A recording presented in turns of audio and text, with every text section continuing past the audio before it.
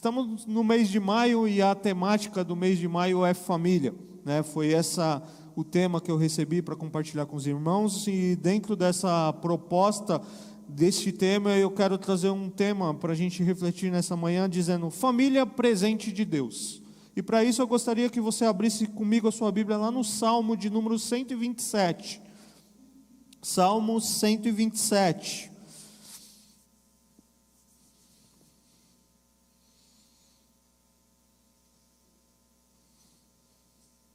Diz assim a palavra do Senhor: se não for o Senhor o construtor da casa, será inútil trabalhar na construção. Se não é o Senhor que vigia a cidade, será inútil a sentinela montar guarda. Será inútil levantar cedo e dormir tarde, trabalhando arduamente por alimento. O Senhor concede o sono àqueles a quem Ele ama. Os filhos são herança do Senhor, uma recompensa que Ele dá. Como flecha nas mãos do guerreiro, são os filhos nascidos na juventude.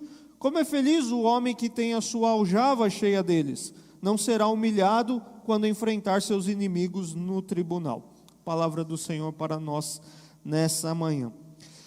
Todas as vezes que eu falo e penso sobre família, eu não consigo não olhar para a descrição e o fundamento das Escrituras que colocam Deus como aquele que é o Criador, aquele que é o iniciador da instituição família. A família é uma instituição criada por Deus uma instituição criada por Deus, e esse Deus tão grandioso e maravilhoso nos presenteia com a oportunidade de vivermos famílias. É fato que não existe família perfeita. Nossas famílias são marcadas por imperfeições, pecados e disfunções, porque são compostas de pessoas imperfeitas e pecadoras que estão morando debaixo do mesmo teto.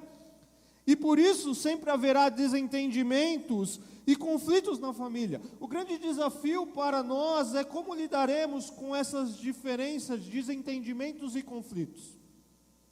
Eu gosto de pensar que é no contexto da nossa casa, da nossa família, no lugar em que nós vivemos, é quem nós somos de verdade.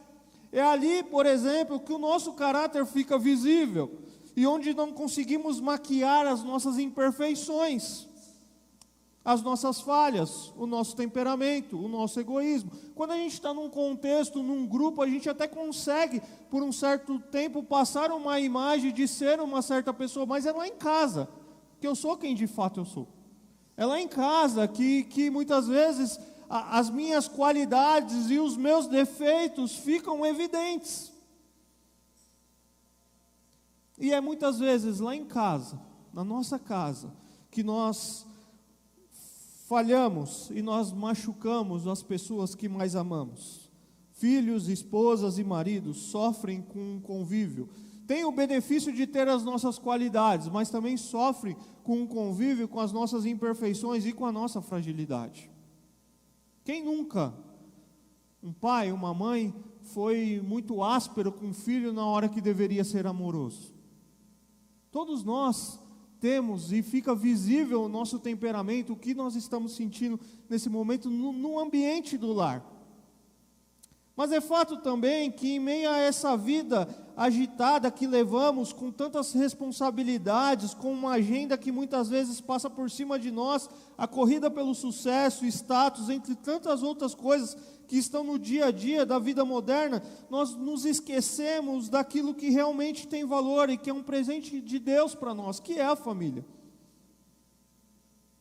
que precisa ser valorizada, cuidada, na dependência do Senhor, resgatando o valor da conversa em torno da mesa novamente, o respeito, o acolhimento, a boa convivência, o perdão e o prazer de meditar na palavra de Deus e servir ao Senhor juntos. Tem um autor, David Merck, no seu comentário sobre lar, família e casamento, e ele escrevendo no seu livro, ele diz assim, ele tem uma frase que me chama muito a atenção: o que adianta construir casas quando falhamos na edificação de um lar? O que adianta construir uma grande construção, ter uma bela casa, quando nós falhamos na edificação de um lar? Alguém já disse que casa, moradia, aponta para o espaço físico, ao passo que lar aponta para um ambiente onde se gosta de estar e voltar, por sentir-se acolhido, abrigado, entendido, apoiado e estimulado. Ao longo da história, o homem ele tem desprezado os planos de Deus e os seus valores para o casamento e para a família. E o reflexo disso são as famílias e os casamentos em crises na sociedade em que vivemos. Deus ele estabelece a família como um núcleo central da sociedade que ele formou. E o Salmo 127 que nós lemos, que nós vamos falar aqui, ele nos lembra a verdade que afirmei anteriormente, que Deus nos presenteia com a família que precisa ser valorizada, cuidada, na dependência dele. Salmo 127 é um salmo que tem a sua autoria atribuída a Salomão. Eu estou utilizando a versão NVI e na minha Bíblia o título desse salmo está como um cântico de peregrinação. Talvez na sua Bíblia esteja como um cântico de romagem, um cântico dos degraus ou da ascensão, um cântico de peregrinos a caminhos de Jerusalém, enfim, pode ter diversos títulos ali. Os salmos de número 120 até o número 134, eles pertencem à categoria dos salmos da peregrinação a Sião. Esses salmos, eles faziam parte da coleção de hinos de Israel, usados em períodos quando o povo subia os montes de Jerusalém para celebrar ao Senhor e lembrar-se da sua aliança e das suas obras, da bondade para com Israel. E o povo então fazia isso 3 vezes por ano. As famílias inteiras viajavam juntas em caravanas, cantando salmos de louvor e exortação e exaltação ao Senhor. Então esse salmo ele está dentro dessa categoria, e nós podemos dividir esse salmo aqui em 2 partes principais. Primeiro, ele ressalta a importância de dependermos do Senhor, o perigo de construir um lar baseado na autossuficiência e no egocentrismo, e não baseado na dependência do Senhor. E segundo, ele vai ressaltar para nós que os filhos são heranças do Senhor. O salmista destaca que uma das formas principais pelo qual Deus nos abençoa são os filhos. E o Salmo 127 então nos lembra e nos faz pensar naquele que é o arquiteto, naquele que é o iniciador da instituição família. Então nós lemos aqui que o salmista, lá no versículo 1, ele começa dizendo: se não for o Senhor o construtor da casa, será inútil trabalhar na construção. Se não é o Senhor que vigia a cidade, será inútil a sentinela montar guarda. O salmista neste verso, ele destaca 2 preocupações humanas que são sem utilidade, sem o envolvimento do Senhor. Ele vai dizer: construir, edificar a casa e guardar e proteger a cidade. Eu nasci na cidade de São Paulo, mas meus pais sempre residiram em Barueri, né? Então a gente, por questão logística, o hospital era em São Paulo, mas a gente sempre morou em Barueri. E meu pai mora há 43 anos, meus pais na mesma casa. E quando meus pais compraram aquela casa há 43 anos atrás, isso eles contando, eu só tenho 4 anos a menos da compra deles, aí você pode fazer o cálculo da minha idade, mas eles contando, quando eles compraram a casa num bairro simples de Barueri, vindo de Osasco, comprando uma casa de Barueri, era um local que depois eu vou me lembrar um pouco mais, mas naquele ambiente era um local sem uma infraestrutura adequada. Não tinha rua asfaltada, que foi chegando aos poucos, as casas eram casas simples, casas germinadas, os terrenos muito abertos, muito terreno na rua. E é interessante que eu cresci naquela rua, eu passei a minha infância toda ali até casar, e fui vendo o desenvolvimento daquele bairro. E fui vendo a rua que eu morava, aqueles terrenos que então eram baldios sendo construídos, as casas sendo demolidas e construídas novas casas, e o projeto de vida dos meus pais e de parte dos pais dos meus amigos, colegas ali, era construir uma casa mais confortável, uma casa mais agradável, uma casa mais moderna.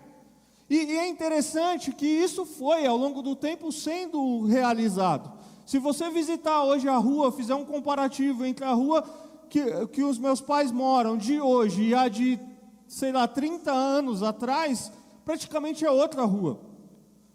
Mas é interessante que eu estou dando esse exemplo, fazendo essa analogia, porque esse texto, ele me faz lembrar disso. Porque é interessante que quantos colegas ali, os seus pais construíram belas casas, casas bonitas, casas agradáveis, casas confortáveis, mas que muitas vezes não foram vendidas por conta de um divórcio, para separação.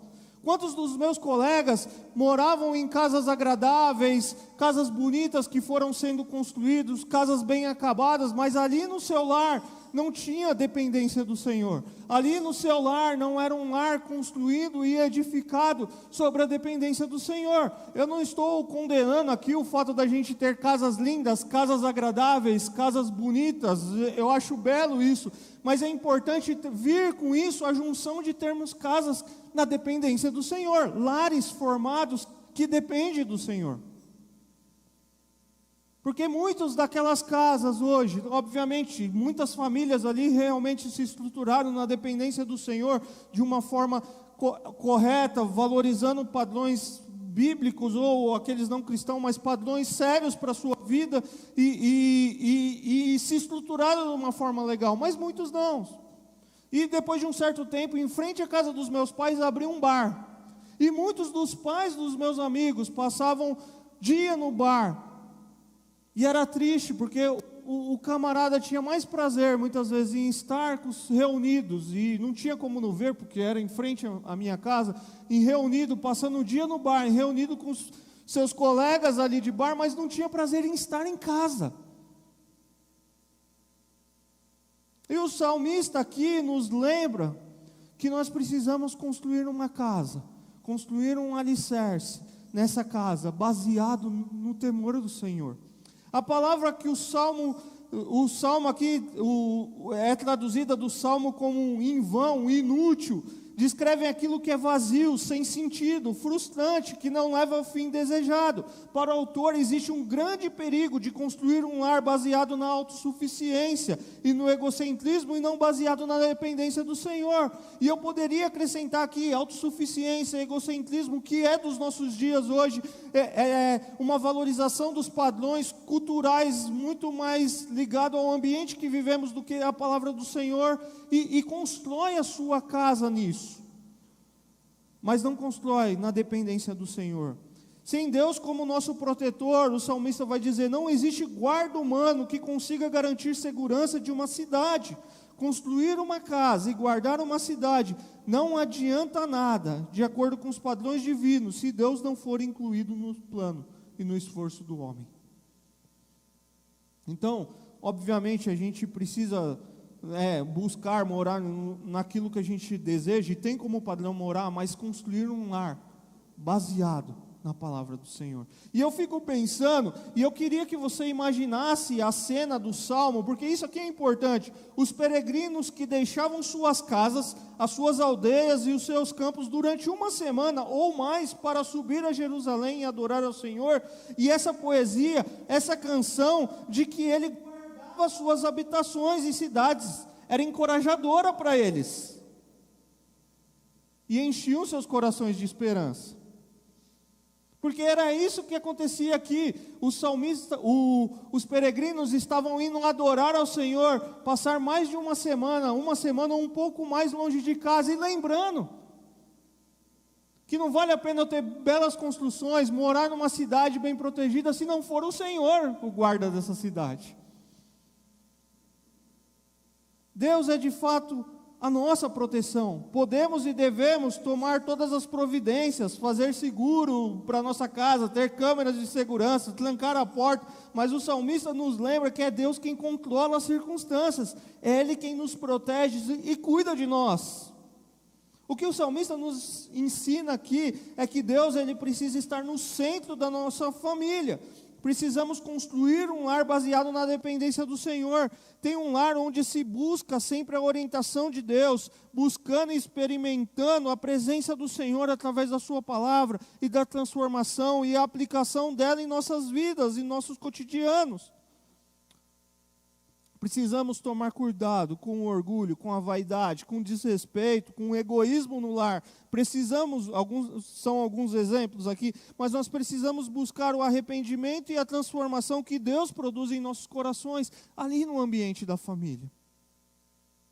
E a minha pergunta para nós, para mim e para você nessa manhã, é: onde você tem construído o seu lar?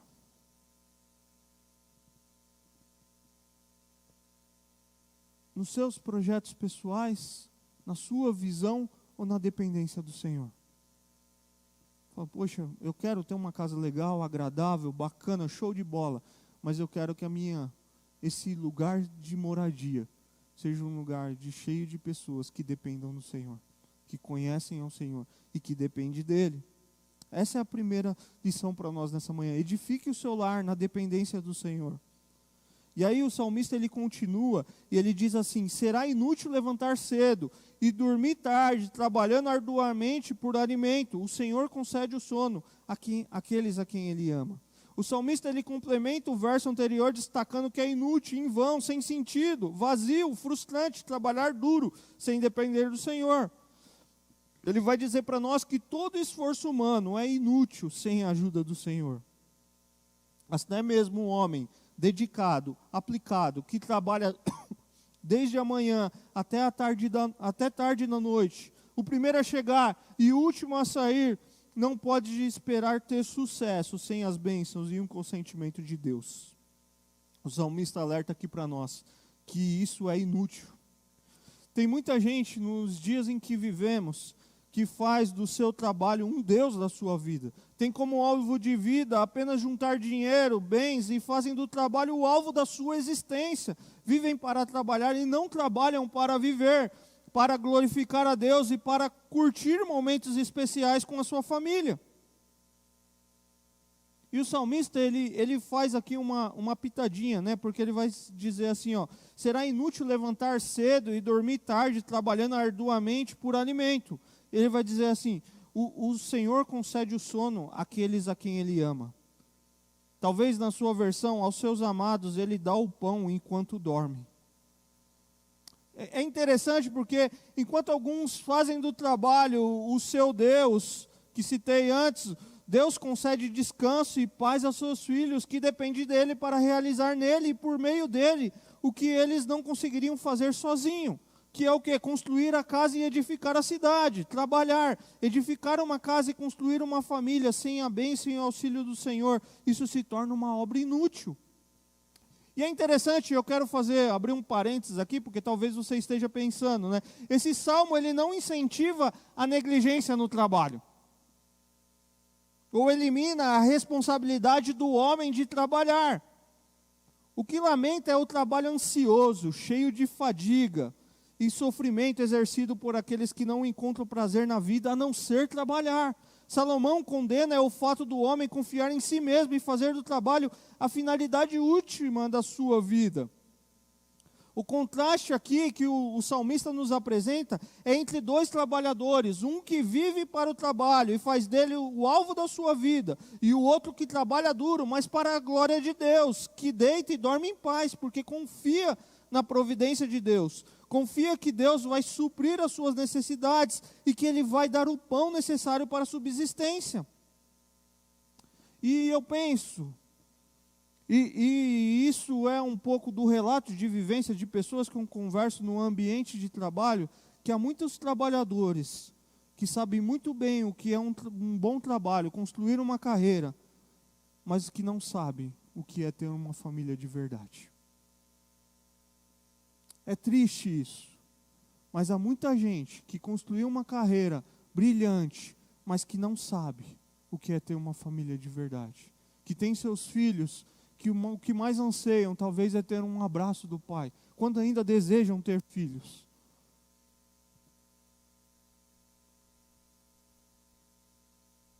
Sabem construir uma casa, um edifício, mas ao mesmo tempo destroem o seu lar. São extremos perigosos. Cuidado. Este verso existe uma advertência contra o excesso de trabalho e a negligência daquilo que é mais precioso, neste caso a família. Eu estou colocando aqui os extremos. Aquele que dedicou a sua vida só para o trabalho e negligenciou a sua família. Trabalha, construa uma carreira, isso é lindo e glorifica a Deus, mas não negligencie a sua família. Não abandone a sua família. Não deixe de cuidar dos seus filhos. Eu percebi essa dinâmica desse trabalho duro que a gente vive hoje nessa pandemia. Quando eu fui para casa, trabalhar de casa, estudar em casa, dar aula em casa, pregar em casa, ter reunião da igreja em casa. E aí eu percebi como a gente pode estar em casa e estar ausente de casa.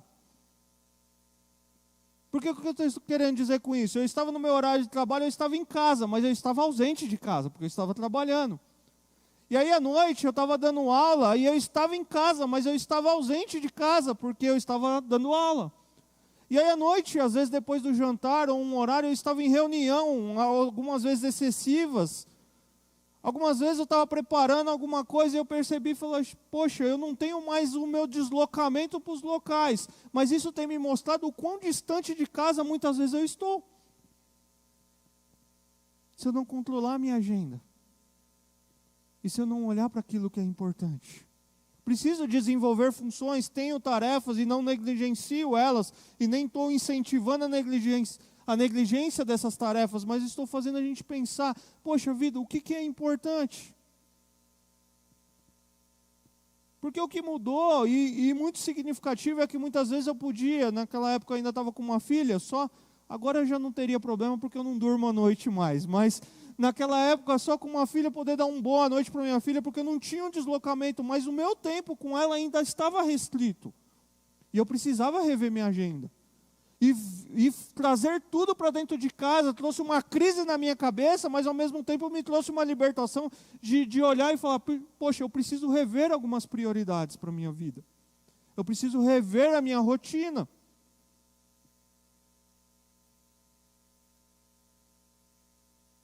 Precisamos aprender com aqueles peregrinos que Deus nos garante as condições necessárias para construir uma vida familiar. Ele provê segurança, proteção, sustento para as famílias do seu povo. E a segunda lição que eu ressalto aqui para nós, com o verso 2, é: descanse no cuidado e nas promessas do Senhor. Eu quero mais uma vez te trazer à mente aqui o contexto do Salmo. Aqueles peregrinos, eles iriam sacrificar uma semana de trabalho, ou até mais do trabalho, para cultuar ao Senhor em Jerusalém, juntos com a sua família. Eles estavam deixando tudo, uma semana, um pouco mais de uma semana, para fazer aquilo que era importante, estar em família, adorando ao Senhor. Precisamos aprender com aqueles peregrinos e refletir sobre as nossas prioridades e a descansar nos cuidados e nas promessas do Senhor. Como já disse, fomos feitos para trabalhar, mas como forma de adoração a Deus. Deus criou o homem para torná-lo útil. Deus nos criou para trabalhar e para se colocar como um instrumento na concretização dos seus propósitos e desígnios, mas não para fazer como alvo maior da nossa vida, somente ter uma agenda lotada. Ou a busca de uma construção de uma carreira promissora. E aí o salmista, ele termina nos versos 3 a 5, mudando um pouco, que ele vai dizer assim: os filhos são herança do Senhor, uma recompensa que Ele dá. Como flecha nas mãos do guerreiro, são os filhos nascidos na juventude. Como é feliz o homem que tem a sua aljava cheia deles, não será humilhado quando enfrentar seus inimigos no tribunal. Eu fiquei pensando nesse salmo e fazendo um paralelo com a minha vida, porque eu com 2 filhas, eu já não quero ter a aljava cheia, já estou satisfeito. Falo, Senhor, é muito mais dentro daquilo que a gente viveu, de problemas de gravidez, o Senhor fez abundantemente mais do que nós imaginávamos, mas está bom. Mas o salmista aqui, a gente vai entender o porquê ele diz isso. O porquê é bom ter nesse contexto uma aljava, né, aquele lugar que guarda as flechas, cheio de filho. E ele vai dizer, e na segunda então parte do salmo, o salmista ele muda o foco da construção da casa para a construção daquilo que é mais importante dentro dela, os filhos. Assim como Deus edifica a casa, guarda a cidade, dá o pão, o sustento, é Ele que também nos presenteia com a família e com os filhos e filhas. Nós precisamos ter em mente aqui algumas coisas que eu tentei elencar quando nós lemos esse salmo. Primeiro, os filhos, eles eram muito desejados na cultura oriental antiga. É uma cultura mais, aqui já menos patriarcal, mas nessa cultura oriental antiga, os filhos eram muito desejados. Os pais dependiam do cuidado dos filhos quando ficavam mais velhos. muitos filhos dariam não somente o cuidado e a proteção aos pais, como daria maior proteção à cidade. Imagina, a casa cheia, a cidade cheia, então tem proteção. Então muitos filhos daria proteção. Os filhos garantem a preservação do nome e dos valores da família. E aí o salmista vai dizer então, que vai usar algumas figuras aqui, vai dizer para nós que os filhos são heranças do Senhor. Alguns comentaristas dizem que esse termo herança representa segurança, força e sensação de permanência. Os filhos conservam o nome da família. E aí ele vai dizer, os filhos são uma recompensa, tesouros muito mais valiosos que materiais. Os filhos são flecha. E flecha naquele contexto, ele representava duas coisas. Era uma linha de defesa e uma forma de adquirir alimento pela caça. E aí ele vai dizer, possivelmente é uma metáfora que traz a ideia do alvo, como flecha os filhos precisam, e aqui aplicando, né, essa metáfora como ideia de alvo, e como flecha os filhos precisam ser direcionados, flecha com rumo certo. Os filhos são uma bênção. Filhos são manifestações concretas de bênção de Deus na nossa vida e uma fonte de grande alegria. E aí o salmista vai dizer, aljava cheia de filhos, e esse camarada que tem isso não será humilhado quando enfrentar seus inimigos no tribunal. A flecha era o meio principal de defesa nos tempos antigos. E como as flechas, os filhos representavam uma defesa contra a solidão, um auxílio na enfermidade e na velhice. Os pais que têm muitos filhos têm inúmeros defensores ao serem falsamente acusados no tribunal. Além disso, o próprio fato de terem muitos filhos como recompensa dá testemunho do favor de Deus para com eles. É isso que está naquele contexto ali. E aí eu volto mais uma vez, eu estou fazendo esse exercício mesmo para a gente pensar para o cenário daquele texto. Aquele povo, aquelas famílias em peregrinação, lembravam e cantavam que a família é um presente de Deus e que os filhos são heranças do Senhor. Eu estou vivendo uma fase que de segundo filho você sabe que vai passar, mas aquela fase do choro constante, aquela fase de muita cólica, você não sabe o que fazer, mas como é gostoso, queridos, você muitas vezes vê aquele sorrisinho espontâneo. É aquele dia que você não está muito legal e você olha para aquele sorriso e você fala, obrigado, Senhor, porque filho é presente do Senhor. Né? Vai chegar as fases da teimosia, vai chegar as outras fases que eu ainda não vivi, que talvez algum dos irmãos já viveram aqui, mas como é bom receber esse presente de Deus. Como é bom saber que Deus tem nos confiado vidas para que a gente, como uma flecha, direcione eles e coloquem eles no caminho do Senhor. Um certo autor disse que filho, ele faz uma analogia aqui, ele disse, filhos são hóspedes no hotel da nossa casa. Permanecem conosco um determinado tempo, depois seguem seu caminho de vida, de maneira independente e autônoma. E neste hotel nós temos como missão, como pais, cuidar dos nossos filhos, amá-los, orientá-los e incentivá-los a seguir na sua vocação, a lutar por seu espaço na vida e na sociedade. E ele resume, dizendo que no hotel do nosso lar, o interesse gira em torno do coração do hóspede. E aí eu já falei isso aqui, mas eu vou repetir porque isso me chama a atenção. E aí tem uma frase do Ted Tripp no livro Pastoreando o Coração de Criança, que ele diz, ser pai ou mãe é pastorear o coração dos nossos filhos no caminho da sabedoria de Deus. Ele está no hotel da minha casa, mas eu estou preocupado com o coração. Porque ser pai ou mãe é pastorear o coração dos nossos filhos no caminho da sabedoria de Deus. Nossos filhos precisam compreender por que pecam, a experimentar uma mudança interior. Eles devem aprender quem é Deus, a mensagem do Evangelho e como seu comportamento reflete um coração pecador e que ofende a Deus. Eles precisam aprender a amar e confiar em Deus. E quem tem essa missão? Nós, pais. Junto com a igreja, mas de ensinar os nossos filhos nesse caminho. Como pais cristãos, devemos assumir a nossa missão de ensinar os nossos filhos no caminho do Senhor, ensinando a desenvolver o caráter de Cristo. E é no ambiente da família que o casal precisa cultivar o seu relacionamento, que servirá como base de amor, educação e confiança para os filhos. Então esse salmo nos ensina que filhos também é um presente de Deus na família. Eu quero caminhar para a conclusão, te lembrando que Deus, Ele é o Criador. Deus, Ele é o iniciador da instituição da família. Mas a partir da queda do homem, do pecado, da desobediência lá de Adão e Eva, nós percebemos o desvio do ideal de Deus para essa instituição, para o casamento, para a família. E pela sua graça e amor, Deus envia o resgatador. E em Jesus, a minha e a sua vida, a minha e a sua família podem ser restauradas. Em Jesus, o ideal de Deus para a família volta a ser conforme o plano original. Esse salmo descreve a nossa total dependência de Deus. O alvo principal da minha e da sua vida deve ser o de buscar aquilo que dá sentido à vida, que é Deus. Deve ser buscar e conhecer a Deus, ter comunhão com Ele. Sem Deus, é inútil construir a casa, guardar a cidade, trabalhar duro e ter muitos filhos. E por isso, então, edifique o seu lar na dependência do Senhor. Descanse no cuidado e nas promessas do Senhor. E filhos são um presente que Deus nos deu para vivermos em família. Deus dá a casa, guarda a cidade, o alimento, a família, mas é Ele que também providencia aquilo que o homem mais precisa para ter comunhão, relacionamento com Ele. Ele nos dá a salvação em Cristo Jesus.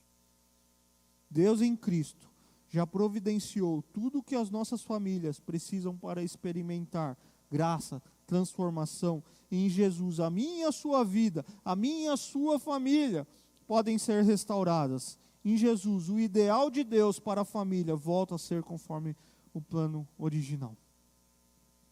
Talvez o que a gente precisa fazer nessa manhã é deixar as nossas vidas e as nossas famílias na cruz de Cristo, no altar do Senhor, aos pés de Jesus, porque ali é lugar de transformação.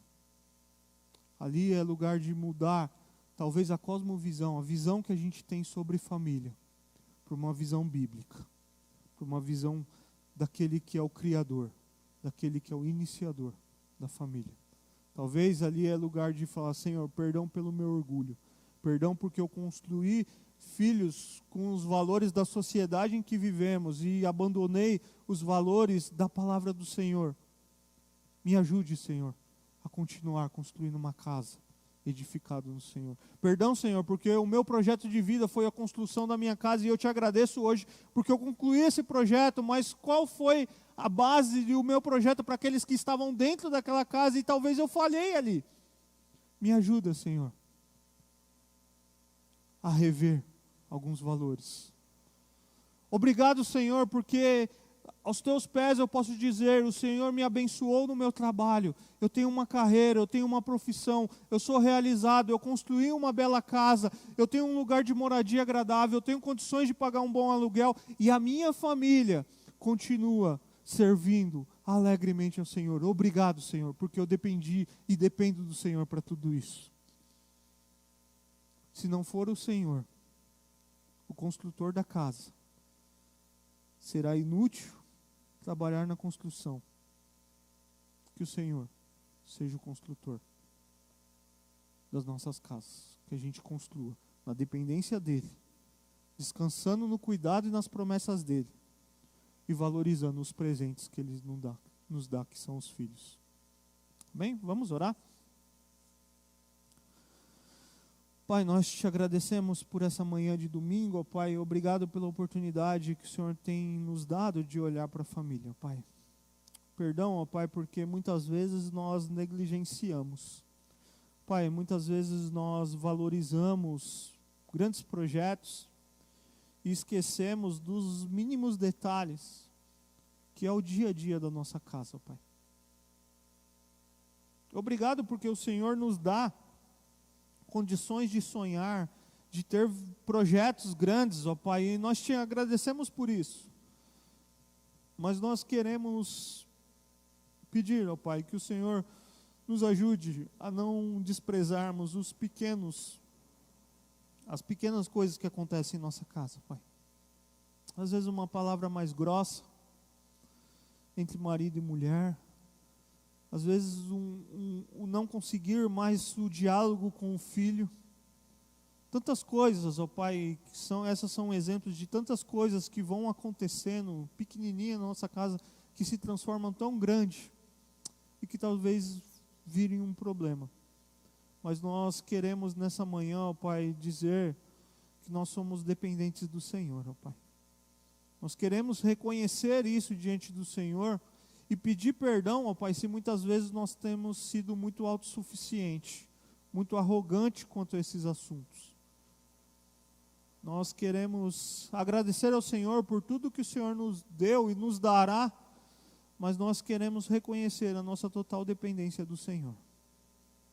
Se não for o Senhor que construir as nossas casas, se ela não for edificada sobre o Senhor, será inútil, será em vão fazer qualquer coisa. Então, que nessa manhã a gente saia daqui com essa certeza, Pai, que nós podemos ter o Senhor como grande edificador, como grande construtor das nossas casas e construir aquilo que depende de nós, na dependência do Senhor. Essa é a minha oração em nome de Jesus. Amém.